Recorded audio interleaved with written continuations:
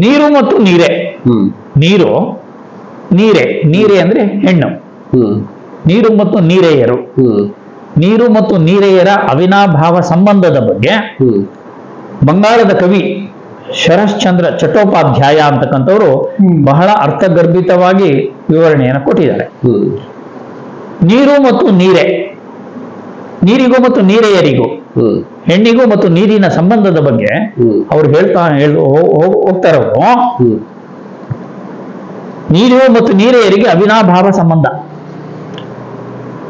ಬೆಳಗ್ಗೆ ಹೊತ್ತುಟ್ಟದರೆ, ಬೆಳಗ್ಗೆ ಎದ್ದ ತಕ್ಷಣ, ನಮ್ಮ ಜನಪದ ಸಂಸ್ಕೃತಿಯಲ್ಲಿ ಬಂದ ಒಂದು ಲೆಕ್ಕಾಚಾರದ, ಈಗ ಜನ ಎದ್ದೊಳ್ತಕ್ಕಂಥ ಟೈಮ್ ಬಿಟ್ಟು ಬಿಡಿ, ಎಷ್ಟೊತ್ತಿಗೆ ಎದ್ದೊಳ್ತಾರೆ ಏನಿಲ್ಲ, ಬೆಳಗ್ಗೆ ಏನ್ ಕಾರ್ಯ ಮಾಡಬೇಕು ಅನ್ನೋ ಟೈಮ್ ಟೇಬಲ್ ಇಲ್ಲ, ಏನ್ ಬೇಕೋ ಅವರು ಇದೆಲ್ಲ ಮಾಡ್ಕೊಂಡು ಆಮೇಲೆ ಮಿಕ್ಕಿದ್ ಮಾಡ್ತಾರೆ. ಒಂದು ಎಲ್ಲ ಚೇಂಜ್ ಆಗ್ತಾ ಇದೆ. ನನ್ಗದೇ ನಾನು ನೋಡಿದ ಆ ಒಂದು ಕಾಲಕ್ಕೂ ಈಗಿನ ಈ ಒಂದು ಜನರೇಷನ್ ಕಾಲಕ್ಕೂ ಅಜಗಜಾಂತರ ವ್ಯತ್ಯಾಸ. 4:30ಗೆ ಶೇವಿಂಗ್ ಶಾಪ್ನವರು ಬಾಗಿಲು ತೆಗೆಯೋರು.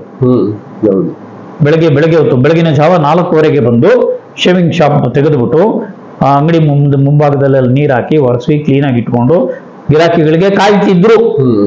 ಈಗ ಸೆಲೂನ್ನವ್ರು ಯಾವಾಗ ಬಾಗಿಲು ತೆಗಿತಾರೆ ಅಂತ ಜನ ಹೋಗಿ ಕಾಯೋ ಪರಿಸ್ಥಿತಿ ಬಂದಿದೆ. ಎಲ್ಲ ಉಲ್ಟಾ.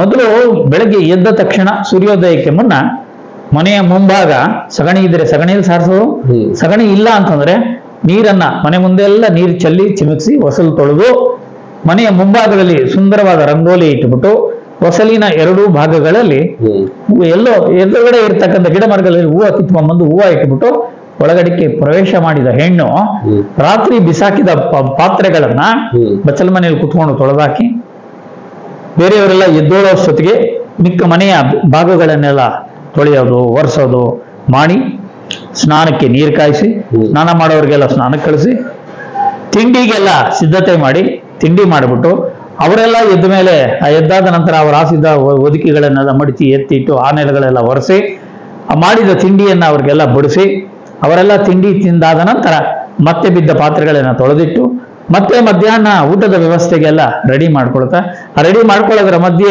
ಬಿಚ್ಚಾಕಿದ ಬಟ್ಟೆಗಳನ್ನ ಸ್ನಾನ ಮಾಡಿದ ನಂತರ ತೆಗೆದಾಕದ ಬಟ್ಟೆಗಳನ್ನ ಒಗೆಯೋದು, ಒಣಗಾಕೋದು, ಹಾರಾಕೋದು, ಜಾಲ್ಸೋದು, ಇದು ಮಾಡೋದು ಎಲ್ಲ ಮಾಡ್ತಾ ಮತ್ತೆ ರಾತ್ರಿಗೆ ಇದೇ ಸಿದ್ಧತೆಯನ್ನ ಮಾಡಿಕೊಂಡು ಎಲ್ರಿಗೂ ಊಟ ಬಡಿಸಿ ರಾತ್ರಿ ಪಾತ್ರೆಗಳನ್ನ ಮತ್ತೆ ಬಚ್ಚಲ ಮನೆಗೆ ಹಾಕಿ ಕಾಲ್ ಮೇಲೆ ನೀರು ಹಾಕೊಂಡು ತನ್ನ ಹಾಸಿಗೆ ಮೇಲೆ ತಾನು ಬಂದು ಮಲಗೋವರೆಗೂ ನೀರಿನ ಜೊತೆ ನಿಕಟವಾದ ಸಂಪರ್ಕ ಇಟ್ಕೊಳ್ತಕ್ಕಂಥದ್ದು ಭಾರತದಲ್ಲಿ ಹೆಣ್ಣು. ನೀರಿನ ಹಿತಮಿತ ಬಳಕೆಯ ಬಗ್ಗೆ ಜಾಗೃತಿ ಇರಬೇಕಾದ್ದು ಕೂಡ ಹೆಂಗಸರಿಗೇನೆ. ಯಾಕೆಂದ್ರೆ ನೀರಿಲ್ಲ ಅಂದ್ರೆ ಹೋಗಿ ತಗೊಂಬರಕ್ ಹತ್ತಿರ ಇರುವಂತ ಧಮಕಿ ಹಾಕವನೇ ಗಂಡಸು, ಅಷ್ಟು ಬಿಟ್ರೆ ತಂದ್ಕೊಡ ಅಂತಂತಾರೆ ಯಾರು ಕಡಿಮೆ. ಹಂಗಾಗಿ ಆ ನೀರಿನ ಸಮಸ್ಯೆಯನ್ನ ಅರ್ಥ ಮಾಡ್ಕೊಳ್ಬೇಕಾಗಿರೋದು ಕೂಡ ಹೆಂಗಸರೇನೆ. ಅದು ಜಾಗೃತಿ ಇತ್ತು, ನಾನೇ ನೋಡಿದ್ದೀನಿ. ನಮ್ಮ ತಾಯಿ, ನಮ್ಮ ಅಕ್ಕ ಅವರೆಲ್ಲರೂ ಕೂಡ ನಾವು ನೀರು ತರಬೇಕಾದ್ರೆ ನಲ್ಲಿಗಳು ಇರಲಿಲ್ಲ, ಎಲ್ಲೂ ಸಾರ್ವಜನಿಕ ನಲ್ಲಿ ಇರಲಿಲ್ಲ. ಕೆರೆ, ಬಾವಿ, ಕುಂಟೆ, ಕಲ್ಯಾಣಿ, ಹಳ್ಳ ಕೊಳ್ಳ, ಬಟ್ಟೆ ಒಗಿಬೇಕಾ ಅರ್ಕಾವತಿ ಹತ್ರಕ್ಕೆ ಹೋಗು, ಆ ಗೋಸಾಯಿನ ಕುಂಟೆಗೆ ಹೋಗು, ಅಲ್ಲೆಲ್ಲ ನಂಜನಪ್ಪನ ಕುಂಟೆಗೆ ಹೋಗು, ಅಲ್ಲೋ ಕೊಂಬ, ಬಟ್ಟೆಗಳು ಹೋಗಕ್ಕೆ ಊರಾಚೆ ಬಿಟ್ಟು ಊರಾಚೆ ಹೋಗ್ತಿದ್ವಿ ಸೈಕಲ್ಗಳು ಹಾಕೊಂಡು. ಕುಡಿಯೋ ನೀರಿಗಾಗಿ 1 ಕಿಲೋಮೀಟರ್ ಹೋಗಿ ಬಿಂದಿಗೆ ಕಟ್ಕೊಂಡು ಸೈಕಲ್ ಅಲ್ಲಿ 3-4 ಬಿಂದಿಗೆ ತಗಲಾಕೊಂಡ್ಬಂದ್ರೆ 2 ಜನ ನೀರಾಗೋದು. ಈ ಕ್ಯಾನ್ಗಳು ತಂದು ಕುಡ್ದಂಗೆ ಬಾವಿಗಳಲ್ಲಿ ಸೇರ್ಕೊಂಡ್ಬರ್ತಿದ್ವಿ. ನಿತ್ಯ ದಿನ ಬಳಕೆಗೆ ಬೇಕಾಗಿರ್ತಕ್ಕಂಥ ನೀರನ್ನ ಮನೆಯಿಂದ ಸ್ವಲ್ಪ ದೂರದಲ್ಲಿ ಇರ್ತಕ್ಕಂಥ ಬಾವಿಗಳು ಯಾವಿದೆಯೋ ಗಾಲಿ ಬಾವಿಗಳು, ಅದರಲ್ಲಿ ನೀರು ಸೇದಿ ತಂದು ಹಾಕ್ತಿದ್ವಿ. ಆ ನೀರು ಸೇದೋದರ ಕಷ್ಟ, ಪರಿಶ್ರಮ, ಹೊತ್ಕೊಂಡ್ಬರ್ತಕ್ಕಂಥ ಬಾಧೆಯನ್ನ ಹೆತ್ತವರು ನೋಡಿದವರು ಅಯ್ಯೋ ಏನೋ ಅವ್ನು ಅಷ್ಟೊಂದು ಕಷ್ಟ ಬೀಳ್ತಾನೆ, ಎಷ್ಟು ಓದಾಡ್ತಾನೆ ಅನ್ನೋ ನೋವು ಅವ್ರಿಗಿರೋದು. ನಮ್ಮ ತಾಯಿ ತರದಿದ್ರು ನಮ್ಮ ತಾಯಿ ತರೋರು, ನಮ್ಮ ತಾಯಿ ತೊಂದರೆ ಆಗ್ತದಲ್ಲ ನಾವು ತರ್ತಿದ್ವಲ್ಲ, ಆ ಬಾಧೆ ತಾಯಿಗೆ ಅರ್ಥ ಆಗೋದು. ಅವರು ಏನ್ ಮಾಡೋರು, ಮನೆ ಒಳಗಡೆ ನೀರು ಸೇದಿ ತಂದಾಕದೇ ಇರೋರು ನೀರನ್ನ ಎಡ್ಡಾದಿಡ್ಡಿ ಬಚ್ಚಲ ಮನೆ ಒಳಗೆ ಸುಮ್ನೆ ಸದ್ದು ಮಾಡ್ತಾ ಚೆಲ್ತಾ ಇದ್ರೆ ಯಾವನವನು ಬಚ್ಚಲ ಮನೆ ಒಳಗೆ ಏನ್ ಹಂಗ್ ಚೆಲ್ತಾ ಇದೆಯಾ ನೀರು ನೋಡ್ಕೊಂಡು ಉಯ್ಯೆ, ಪರಿಜ್ಞಾನ ಇಲ್ಲ, ಯಾವನ್ ತಂದು ಸೇದಾಕೋನು ತಂದು ಹಾಕ್ತಾನವನು ಅನ್ನ ಕಳಕಳಿ ಇರೋದು. ಅಂದ್ರೆ ನೀರು ತರೋದರ ಕಷ್ಟದ ಅರಿವು ಇರ್ತಿತ್ತು. ಯಾವಾಗ ಬಾವಿಲಿ ಸೇದು ತರವಾಗ, ಕೆರೆ ಕುಂಟೆಗಳಿಂದ ಹೊತ್ತು ತರವಾಗೂ ನೀರಿನ ಅನುಭವ ಸಮಸ್ಯೆ ಅರ್ಥ ಆಗ್ತಿತ್ತು. ಬೋರ್ಗಳಲ್ಲಿ ಒತ್ತಿ ತರ್ತಿದ್ವಲ್ಲ, ಒತ್ತದು ಸಾಮಾನ್ಯವಾದ ಕೆಲಸ ಏನಲ್ಲ. ಇಬ್ಬರಿಬ್ರು ಒತ್ತಿದ್ರು ನೀರು ಒಳಗಡೆಯಿಂದ ಮೇಲಕ್ಕೆ ಬರೋದು ಬಲ್ ಕಷ್ಟ ಆಗೋದು, ಸೊಂಟ ಎಲ್ಲ ನೋವು ಬಂದ್ಬಿಡೋದು. ಇದಕ್ಕೇನಕ್ಕೆ ಹೋಗ್ಬೇಕಾಗಿತ್ತು ನಾವು, ಯಾವ್ದಕ್ಕೆ? ಜಿಮ್ಗೆ ಹೋಗ್ಬೇಕಾದ ಕೆಲಸನೇ ಬೇಕಿರ್ಲಿಲ್ಲ. ಒಂದು ಮನೆಗೆ ಬೇಕಾದಷ್ಟು ನೀರನ್ನ ಬೋರಲ್ಲಿ ಒತ್ತು ತಂದು ಬಿಟ್ರೆ ಸಾಕು, ಬಾಡಿ ಬಿಲ್ಡರ್ ಆಗೋಣ. ಈಗ ಎಲ್ಲೂ ನೀರು ಒತ್ತೋದು ಇಲ್ವೇ ಇಲ್ಲ. ಎಲ್ಲ ಒಂದೆರಡು ಕಡೆ ಸಿಗ್ಬೋದು ಅಷ್ಟೇ. ಇಲ್ಲ, ಈಗ ಕೆರೆ ಕೊಂಟೆಗಳಿಂದ ತರ್ತಾ ಇರೋ ತಪ್ಪು, ಬಾವಿಗಳಿಂದ ಸೇದಿ ತರ ತಪ್ಪು, ಬಾವಿಯಿಂದ ಒತ್ತಿ ತರದು ತಪ್ಪು. ಅಲ್ಲೇವರೆಗೂ ನೀರಿನ ಸಮಸ್ಯೆ, ನೀರಿನ ಇದು ಜನಕ್ಕೆ ಅರ್ಥ ಆಗ್ತಾ ಇತ್ತು. ಯಾವಾಗ ಮನೆ ಬಾಗಿಲಿಗೇನೆ ನಲ್ಲಿ ಸಂಪರ್ಕಗಳು ಕೊಟ್ಟು ನೀವು ವಾಟರ್ ಚಾರ್ಜ್ ಅಂತ ಕಟ್ಕೊಂಡು ಹೋಗ್ರಿ ಅಂತ ಅನ್ಬಿಟ್ಟು ಹೇಳಿದ್ರೆ ಅಷ್ಟೇ ತಾನೇ ಅನ್ನ ಇದು ಬಂದ್ಬಿಡ್ತು. ಏನು ಕೇವಲ ಇದು ಕಲ್ಪನೆಗಳು ಬಂದ್ಬಿಡ್ತು ಅವ್ರಿಗೆ. ತಾತ್ಸಾರ ಅಂತಾರಲ್ಲ, ಆ ತಾತ್ಸಾರದ ಮನೋಭಾವ ಬಂದ್ಬಿಟ್ಟು ಇವತ್ತು ನೀರನ್ನ ಸಿಕ್ಕಾಪಟ್ಟೆ ಪೋಲು ಮಾಡ್ತಕ್ಕಂಥ ಬುದ್ಧಿಯನ್ನ ಹಳ್ಳಿಯ ಜನಗಳು ಕಲ್ತು ಬಿಟ್ಟಿದ್ದಾರೆ.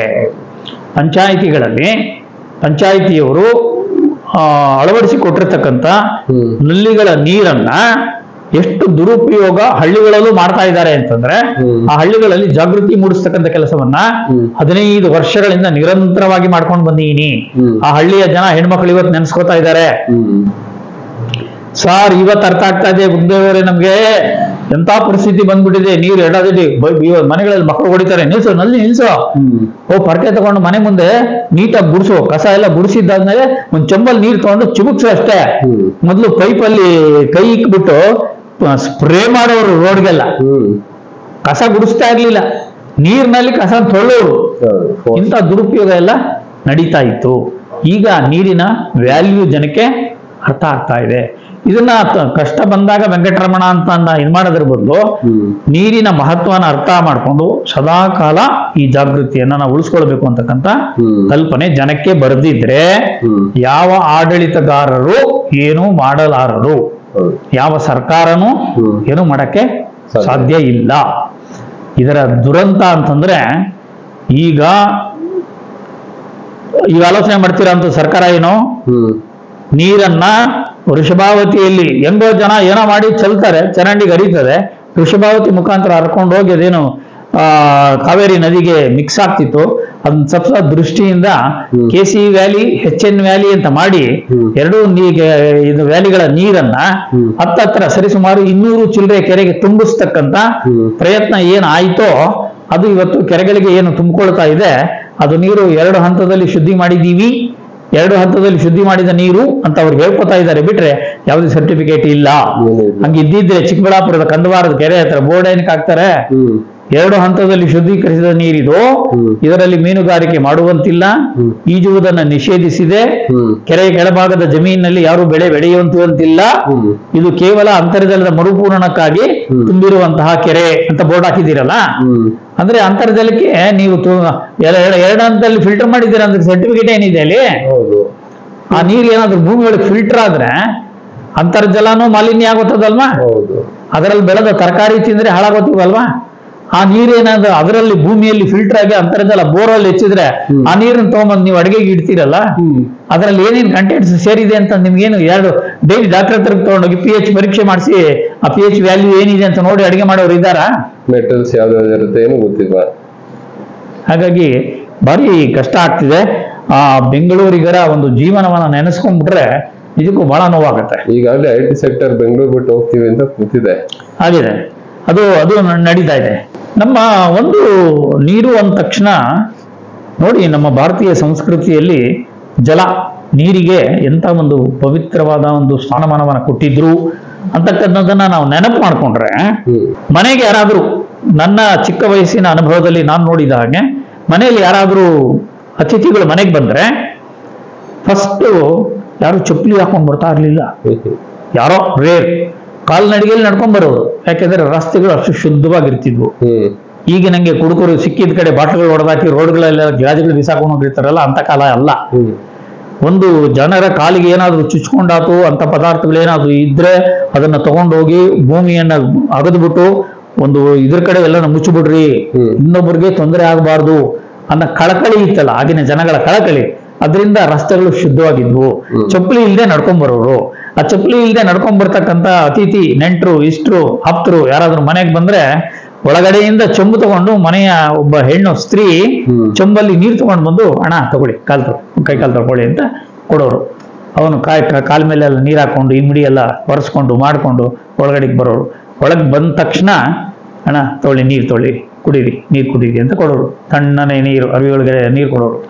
ಅವನು ನೀರು ಕುಡಿಯೋನು. ನೀರು ಕುಡ್ದಾದ ಮೇಲೆ ಕೇಳೋರು, ನಾ ಮಜ್ಜಿಗೆ ಕೊಡ್ಲಾ, ಹಾಲು ಕೊಡ್ಲಾ, ಶರ್ಬತ್ ಕೊಡ್ಲಾ ಕೇಳೋರು. ಫಸ್ಟ್ ನೀರು, ಕಾಲು ತೊಳೆಯಕ್ ನೀರು, ಬಂದ ತಕ್ಷಣ ಕುಡಿಯಕ್ ನೀರು, ನೀರು ಕೊಟ್ಟಾದ್ಮೇಲೆ ಮಿಕ್ಕಿದನ್ನ ಕೇಳ್ತಕ್ಕಂಥ ಇದು ಸಂಪ್ರದಾಯ ನಮ್ಮಲ್ಲಿತ್ತು.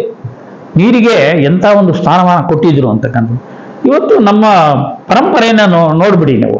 ಒಂದು ನಾಮಕರಣ ಮಾಡ್ತಕ್ಕಂಥ ಸಂದರ್ಭದಲ್ಲಿ, ಹುಟ್ಟಿದ ಮಗುವಿಗೆ ನಾಮಕರಣ ಮಾಡುವ ಸಂದರ್ಭದಲ್ಲಿ 11ನೇ ದಿನದ ಸ್ನಾನ, ಮಂಗಳ ಸ್ನಾನ ಎಲ್ಲ ಮಾಡಿ ಮುಗಿಸಿದ್ದಾದ್ಮೇಲೆ ಮಗುವಿಗೆ ಫಿಕ್ಸ್ ಮಾಡಿದ ಹೆಸರನ್ನ ಹೇಳೋದಕ್ಕೆ ಮುಂಚೆ ಪುರೋಹಿತರ ಹತ್ರ ಕೇಳ್ಕೊಂಡ್ ಬಂದಿರ್ತಾರೆ, ಈ ಅಕ್ಷರದಿಂದ ಬರೋ ಅಂತ ಹೆಸರನ್ನ ಇವು ಕರ್ಕೊಡಿ ಅಂತ.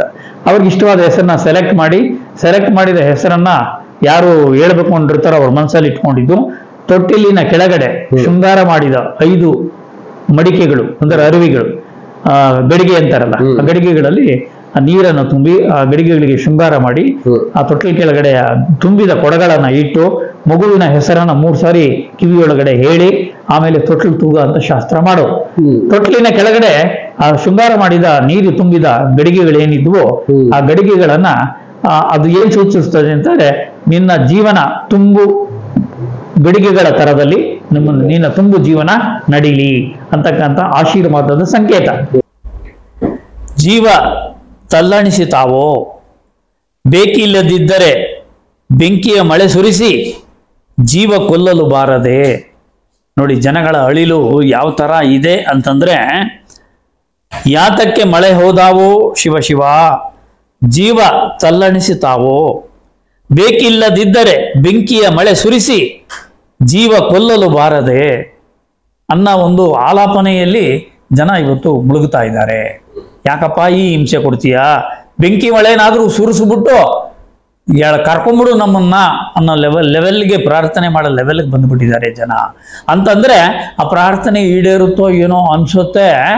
ನೀರಿನ ಕೊರತೆಯ ಜೊತೆಯಲ್ಲಿ ಇವತ್ತು ಬಿಸಿಲಿನ ತಾಪಮಾನ ಆ ಬೆಂಕಿ ಮಳೆನ ಸುರಿಸ್ತಕ್ಕಂಥ ಲೆವೆಲ್ಗೆ ಹೋಗ್ತಾ ಇದೆ ಅಂತಕ್ಕಂಥದ್ದು ಕೂಡ ಅಷ್ಟೇ ಸತ್ಯ. ಇಲ್ಲಿ ಒಂದು ನಮ್ಮ ಜನಗಳಿಗೆ ಅರ್ಥ ಆಗ್ಬೇಕಾಗಿದೆ, ಅರ್ಥ ಮಾಡ್ಕೋಬೇಕು. ಯಾರೋ ನಮ್ಮನ್ನ ಆಡಳಿತ ಮಾಡೋರೇ ಎಲ್ಲ ಮಾಡ್ತಾರೆ ಅಂತ ನಂಬ್ಕೊಂಡು ಕೂತ್ಕೊಳ್ಳೋದಿದೆಯಲ್ಲ, ಅದು ಭಾರಿ ದಡ್ಡತನ. ನಾವು ಈ ಭೂಮಿಯ ಮೇಲೆ ಹುಟ್ಟಿದ್ದೀವಿ, ನನ್ನ ಕರ್ತವ್ಯ ಏನು, ನನ್ನ ಪಾಲು ಏನು ಅಂತಕ್ಕಂಥದ್ದನ್ನ ಪ್ರತಿಯೊಬ್ಬ ಮನುಷ್ಯ ಅರ್ಥ ಮಾಡ್ಕೊಂಡಾಗ ನಿಜಕ್ಕೂ ಏನಾದರೂ ಒಂದು ಸಮತೋಲನ ಬರೋದಕ್ಕೆ ದಾರಿ ಸಾಧ್ಯ ಆಗತ್ತೆ. ಇಲ್ದಿದ್ರೆ ಯಾವನ ಪಂಚಾಯತ್ ಏನವನೇ, ಯಾರೋ ಕಾರ್ಪೊರೇಷನ್ ಅವನೇ, ಯಾವನೋ ಮಿನಿಸ್ಟರ್ ಅವನೇ ಮಾಡ್ತಾನೆ ಅಂತಂದ್ರೆ ಇಲ್ಲ. ಈಗ ಕಾಲ ಆ ರೀತಿಯಲ್ಲಿಲ್ಲ. ಸಮಾಜ ಸೇವೆ, ಸಮಾಜ ಸೇವಕ ಅಂತಕ್ಕಂಥದ್ರ ಒಂದು ಪಾವಿತ್ರ್ಯತೆಯೇ ಹಾಳಾಗಿ ಹೋಗಿದೆ. ಹಾಳಾಗಿ ಹೋಗಿರ್ತಕ್ಕಂಥ ಇಂತಹ ಸಮಯದಲ್ಲಿ ಯಾರನ್ನೋ ನಂಬಿಕೊಂಡು ನೆಚ್ಕೊಂಡು ನಾನು ಬದುಕ್ತೀನಿ ಅವನೇ ಮಾಡ್ಲಿ ಅಂದ್ರೆ ಹಾಳಾಗಿ ಹೋಗೋದು ನೀನು ಹಾಳಾಗೋತೀಯಾ, ನಿನ್ನ ಎಚ್ಚರಿಕೆಯನ್ನ ನೀನು ತಗೋ ಅಂತಕ್ಕಂಥ ಮಾತನ್ನ ನಾವಿಲ್ಲಿ ಅವ್ರಿಗೆ ಹೇಳಲೇಬೇಕಾಗಿದೆ. ಒಂದು ನಿರ್ಮೂಲನೆ, ಎಕ್ಸ್ಟಿಂಕ್ಷನ್, ಪುನರುತ್ಪಾದನೆ, ರೀಜನರೇಷನ್ ಏನಿದೆ, ಈ ಪದಗಳನ್ನ ಇವತ್ತು ನಾವು ಅರ್ಥ ಮಾಡ್ಕೊಬೇಕು. ನಿರ್ಮೂಲನೆ ಅಂತಂದ್ರೆ ಅದಕ್ಕೊಂದು ಬೆಸ್ಟ್ ಎಕ್ಸಾಂಪಲ್ ಏನ್ ಕೊಡ್ಬೋದು ಅಂತಂದ್ರೆ, ಜೇನು ಗೂಡು ಕಟ್ಟುತ್ತೆ, ತುಪ್ಪ ಶೇಖರಿಯಲ್ಲಿ ಮಕರಂದವನ್ನು ಹೀರ್ಕೊಂಡು ಬಂದು ನಾನಾ ವೆರೈಟಿಯ ಹೂಗಳ ಮೇಲೆ ಕೂತು ಆ ಹೂಗಳಲ್ಲಿ ಇರ್ತಕ್ಕಂಥ ಮಕರಂದವನ್ನು ಎಳ್ಕೊಂಡು ಬಂದು ಆ ಗೂಡಲ್ಲಿ ತಾನು ಎಳ್ಕೊಂಡು ಬಂದಂಥ ಮಕರಂದವನ್ನು ವಿಸರ್ಜನೆ ಮಾಡಿದ ರಾಶಿಯೇ ಜೇನು ತುಪ್ಪ ಅಂತ ನಾವೇನು ಕರಿತೀವಿ. ಅದು ಜೇನು ಗೂಡಲ್ಲಿ ಜೇನನ್ನ ಶೇಖರಿಸಿ ಇಟ್ಟ ಸಂದರ್ಭದಲ್ಲಿ ಜೇನು ಶೇಖರಣೆಯಾಗಿದೆ ಅಂತ ಗೊತ್ತಾದಂತಹ ವ್ಯಕ್ತಿ ಆ ಜೇನನ್ನ ಕೀಳೋದಕ್ಕೆ ಏನು ಮಾಡ್ತಾರೆ ಅಂತಂದ್ರೆ, ನಾನು ಪ್ರಶ್ನೆಗಳು ಕೇಳ್ತಾ ಇರ್ತೀನಿ ಹಳ್ಳಿಗಳ ವಿದ್ಯಾರ್ಥಿಗಳಿಗೆ, ನಗರದ ಮಕ್ಕಳಿಗೆ ಗೊತ್ತಾಗಲ್ಲ ಬಿಡ್ರಿ. ಹಳ್ಳಿಗಳ ವಿದ್ಯಾರ್ಥಿಗಳಿಗೆ ಪ್ರಶ್ನೆಗಳು ಕೇಳಿದಾಗ, ಸರ್ ಜೇನುಗೂಡಿಗೆ ನಾವು ಹೊಗೆ ಇಡ್ತೀವಿ, ಬೆಂಕಿ ತೋರಿಸ್ತೀವಿ ಅಂತ ಹೇಳ್ತಾರೆ. ಜನರಲ್ ಆಗಿ 99% ಇದೇ ಆನ್ಸರ್ ಮಾಡೋದು. ಆ ಹೊಗೆ ತೋರಿಸಿ ಬೆಂಕಿ ಇಡಕ್ಕೆ ಹೋದಾಗ ಆ ಗೂಡಲ್ಲಿ ಇರ್ತಕ್ಕಂಥ ಸಹಸ್ರಾರು ನೊಣಗಳು ಕೆಳಗಡೆಗೆ ಉದುರು ಬಿದ್ದು ಸತ್ತೋಗ್ತವೆ. ಸೊ ಅವನಿಗೆ ಜೇನುತುಪ್ಪ ಏನೋ ಸಿಕ್ಬಿಡುತ್ತೆ. ಆ ಸತ್ತೋದಂತ ರಾಣಿ ಜೇನಿಂದ ಹಿಡಿದು ಮಿಕ್ಕ ಎಲ್ಲಾ ಜೇನುಗಳು ಸತ್ತೋಗೋದ್ರಿಂದ ಅಲ್ಲಿಗೆ ಇನ್ನೊಂದು ಕಡೆ ಹೋಗಿ ಗೂಡಿಡ ಅಂತ ಇದು ಅಲ್ಲಿಗೆ ಕಟ್ ಆಗತ್ತದು. ಇವನು ಅನುಭವಿಸಿದ ಆ ಗೂಡಿನ ಜೇನುತುಪ್ಪ ಅದು ಅಲ್ಲಿಗೆ ಲಾಸ್ಟು. ಅದನ್ನ ಹಂಗೆ ಆ ಥರ ಇದು ಮಾಡಿದೆ, ಚೀಲನ ಒದ್ಕೊಂಡು ಕಂಬಳಿನ ಒದ್ಕೊಂಡು ಗೂಡ್ಗೊಂದು ಕಡ್ಡಿ ಚುಚ್ಚಿ ತೋರಿಸಿ ಹುಳ ಎಲ್ಲ ಓಡೋಗಿದ್ದಾದ್ಮೇಲೆ ಅವ್ನು ಗೂಡು ಕಿತ್ಕೊಂಡ್ಬಂದು ಜೇನನ್ನ ಅನುಭವಿಸಿದ್ರೆ ಆ ಓಡೋದಂತ ಹುಳುಗಳು ಮತ್ತೆ ಇನ್ನೊಂದು ಗೂಡು ಕಟ್ಟಿ ಮತ್ತೆ ಜೇನು ಉತ್ಪಾದನೆ ಮಾಡ್ಕೊಂಡೇ ಹೋಗ್ತಾ ಇರ್ತದೆ. ಆ ಉತ್ಪಾದನೆ ಮಾಡ್ಕೊಂಡು ಹೋಗ್ತಿರ್ತಕ್ಕಂಥ ಜೇನು ಸದಾಕಾಲ ಅವನಿಗೆ ಸಿಗುತ್ತೆ. ಆ ಥರ ಸದಾಕಾಲ ಸಿಗಂಗೆ ಈ ತಂತ್ರಜ್ಞಾನವನ್ನ ಕಡ್ಡಿ ತಿವಿದು ಹುಳ ನೋಡಿಸಿ ಜೇನು ಕಿತ್ಕೊಂಡ್ಬರ್ತಕ್ಕಂಥ ಸಂಪ್ರದಾಯವನ್ನ ಪಾಲಿಸದೆ ಬಹಳಷ್ಟು ಜನ ಬೆಂಕಿ ಇಡ ಕೆಲಸ ಮಾಡ್ತಾ ಇದ್ದಾರಲ್ಲ, ಅದರ ವಂಶವನ್ನ ನಿರ್ವಂಶ ಮಾಡ್ತಾ ಇದ್ದಾರೆ. ದಟ್ ಈಸ್ ಕಾಲ್ಡ್ ನಿರ್ಮೂಲನೆ. ಪುನರುತ್ಪಾದನೆ ಅಂದ್ರೆ ಈ ತತ್ವ. ಕಂಬಳಿ ಒದ್ಕೊಂಡು ಚೀಲ ಒದ್ಕೊಂಡು ಓಡಿಸಿ ಇನ್ನೊಂದು ಕಡೆ ಗೂಡು ಕಟ್ಟೋದಕ್ಕೆ ಇನ್ನೊಂದು ಕಡೆ ಜೇನು ಶೇಖರಣೆ ಮಾಡೋದಕ್ಕೆ ಅನುಕೂಲ ಮಾಡ್ಕೊಳ್ಳೋದು ಪುನರುತ್ಪಾದನೆ. ಈ ಕಾನ್ಸೆಪ್ಟು ಎಲ್ಲ ವಿಚಾರಗಳಿಗೂ ಅನ್ವಯ ಆಗುತ್ತೆ. ಎಲ್ಲ ವಿಚಾರಗಳಿಗೂ ಈ ಕಾನ್ಸೆಪ್ಟ್ ಅನ್ವಯ ಆಗುತ್ತೆ. ನಿರ್ಮೂಲನೆ, ಬೋರ್ ಹಾಕಿದೀವಿ, ನೀರು ತೆಗೆದು ಖರ್ಚು ಮಾಡ್ಬಿಡು, ಅದು ನಿರ್ಮೂಲನೆ. ನೀರು ಖರ್ಚಾಗ್ತಾ ಇದೆ, ರೀಬೋರ್ ಮಾಡಿ ಇಂಗು ಗುಂಡುಗಳು ಮಾಡಿ ಮತ್ತೆ ಆ ಬೋರಲ್ಲಿ ನೀರನ್ನು ಹೆಚ್ಚಿಸ್ತಕ್ಕಂಥ ಕೆಲಸವನ್ನು ಮಾಡದೆ ಪುನರುತ್ಪಾದನೆ. ಇವತ್ತು ಎಲ್ಲ ಮನುಷ್ಯರಿಗೆ ಈ ಪುನರುತ್ಪಾದನೆಯ ಕಾನ್ಸೆಪ್ಟು ಅರ್ಥ ಆಗಬೇಕು. ಅರ್ಥ ಆದರೆ ಮಾತ್ರ ಏನಾದರೂ ಬ್ಯಾಲೆನ್ಸ್ಗೆ ದಾರಿಯಾಗತ್ತೆ.